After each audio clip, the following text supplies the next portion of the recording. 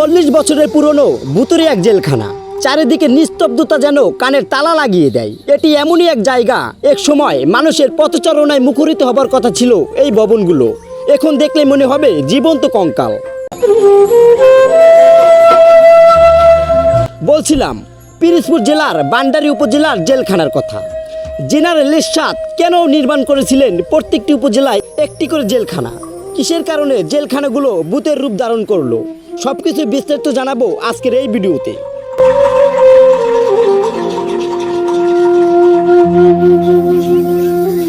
বাংলাদেশের গণ আন্দোলনের মুখে জেনারেল এরশাদ 9 বছরের শাসনের পতন হলেও তিনি রাজনীতিতে পূর্ণবাসন হয়েছিলেন। তিনি সামরিক শাসন জারি করে ক্ষমতা দখলের পর জাতীয় পার্টি নামে দল গঠন করেন। তবে তিনি ক্ষমতা থাকাকালীন অন্য সব দলের বিরোধিতা সবচেয়ে বড় চ্যালেঞ্জ হিসাবে দাঁড়ায়।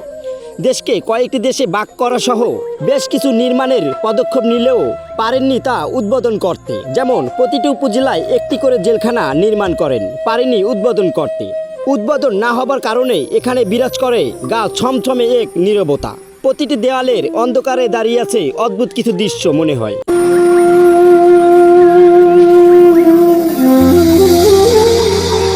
আঙ্কেল, আপনি তো এখানে স্থানীয়, তাই না? স্থানীয় বলতে মানে 99 সালে বাড়ি করছি। 99 সনে। আচ্ছা, এখানে যে জেলখানাটা প্রতিষ্ঠান করছে কি? এরশাদ সরকার। যে এখানে জেলখানায় কি এখানে কয়েদি ছিল? না, ছিল না। কয়েদি ছিল না, তা জেলখানায় নাম হয়েছে কিসের জন্য? যেটা করছে কই রাখার জন্য। রাখার জন্য। রাখার জন্য কিন্তু এরশাদ রাখতে পারে না, তার আগে তার সম্পত্তি প্রথম হয়েছে। প্রথম হয়েছে। মানে এই জেলখানাটা এখানে নির্মাণ করা হয়, কিন্তু এটা ব্যবহার করা হতো তো না। খালি এক জানা প্রত্যেক থানায়, প্রত্যেকটা থানায়, প্রত্যেকটা প্রত্যেকটা উপজেলায়। প্রত্যেক উপজেলায় করছে আর কি জেলখানা। জি, এরশাদ সরকার এখানে জেলখানা নির্মাণ করেন, কিন্তু ব্যবহার করা হতো না। এখানে কোনো কয়েদি রাখা হতো না, কারণ জেলখানা যখন নির্মাণ করেন সে আর এই জেলখানার উদ্বোধন করতে পারে না। এবং তার আগেই তার পতন হয়। এবং দেখতে পাচ্ছেন যে এটা কি ভুতুড়ে এক পরিত্যক্ত বাড়ি হয়ে অপর সাইডে কিন্তু রয়েছে মহিলাদের রাখার কক্ষ, এবং এইখানে কিন্তু মহিলাদের রাখা হতো। এবং প্রত্যেকটা স্পটে যাবো এবং প্রত্যেকটা স্পটের দৃশ্য আপনাদের দেখানোর চেষ্টা করবো। ও, এখানে তো দেখা যাইতেছে খের রাখা আছে, কুটা, এই যে সম্পূর্ণ খের দিয়ে কিন্তু এটা ভরা।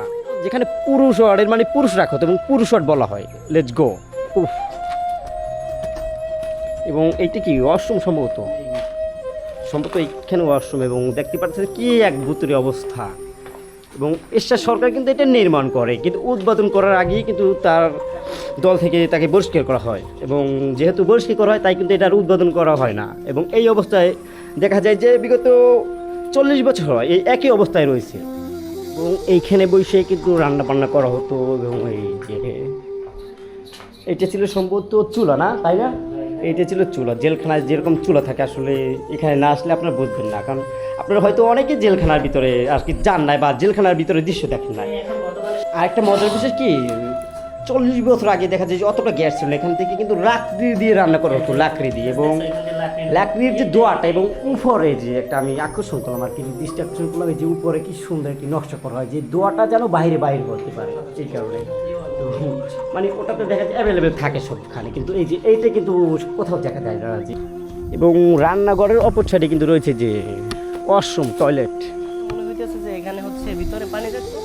আর যেটা এখানে জেলখানাটা যেহেতু ছোট পরিসরে, কয়েদির সংখ্যা হয়তো কম থাকতো, হয়তো বৈশা এখানে মগ দিয়ে গোসল করতো আর উজু টুজু করতো। দেখে বোঝা যাইতেছে মূলত এটা পানি। এইটাই সিস্টেম আসলে মেনলি এইটাই, কারণ দেখা যায় যে এখানে কিন্তু প্রত্যেকটা উপজেলায় কিন্তু এরকম একটা জেলখানা নির্মাণ করা হয়েছিল।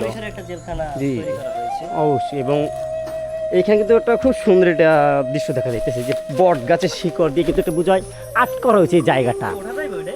ও, অসাম দৃশ্য।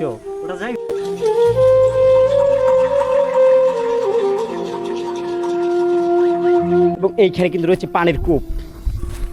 এইগুলো কিন্তু দেখা যায় যখন জেলখানা নির্মাণ করা হয়, এখন চলমান। এইটা কিন্তু অবাক হওয়ার বিষয়। ও মাই গড, এই যে এখান থেকে কিন্তু পানি তোলা হইতেছে। আর এই কূপগুলো, এখানে 2টা কূপ রয়েছে না আঙ্কেল? এখানে 2টা কূপ রয়েছে। এবং এই জেলখানা যখন নির্মাণ করা হয় তখন কিন্তু এই কূপগুলো নির্মাণ করা হয়, এবং কূপগুলো কিন্তু এখনো কিন্তু ব্যবহৃত করা হইতেছে। এই যে পানি এখান থেকে কিন্তু এই মাত্র পানি উঠেছে, দেখা যায় 40 বছর অবধি হয়ে গেছে। এবং এইটাই কিন্তু দ্বিতীয় তলা ওঠার জন্য শেয়ারি এবং খুব পুরাতন। জেলখানা, আমাদের বান্ডারি উপজেলার ভিতর যে এই রকমের একটা জেলখানা আছে এটা কিন্তু আমরা জানতাম না, কিন্তু আপনারাও জানতেন না, আমি জানতাম না, কিন্তু আজকে আপনাদের এবং সকলকে জানানোর চেষ্টা করব। এবং এই যে দ্বিতীয় তলা, এই যে এইটা ছিল সম্ভবত অফিস রুম, জেলখানার অফিস রুম এইটা, এবং ওপর সাইডে একটি রুম আছে, ওইটা অফিস রুম হিসাবে ব্যবহার করা হতো। এই যে এখানে যে ফাইল, কাগজের ফাইলগুলো সম্ভবত এখানে রাখতো, এবং অপর সাইডে কিন্তু আরেকটা রুম রয়েছে, এটা সম্ভবত অফিস রুম হিসেবেই ব্যবহার করা হতো। এবং আমরা এখনও একেবারে যে তৃতীয় তলায় ওঠার জন্য কিন্তু সিঁড়ি খুঁজে পাইতেছি না, অবশ্যই সে কিন্তু একটা সিঁড়ি খুঁজে পাই, কিন্তু দেখেন এটা যে এত পরিমাণ রিক্সে ওঠা দরকার।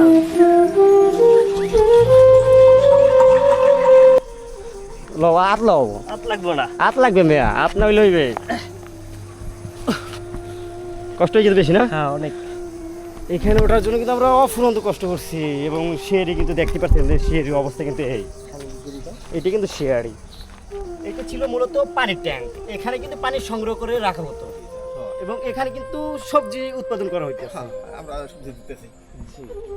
আর এটা সরকারি নির্দেশনায় তারা ওই এই সমাজসেবা অফিসের দায়িত্ব তো, হ্যাঁ। তারা আমাদের বলছে যে আমরা ক্ষেত কৃষি দিয়ে খাই।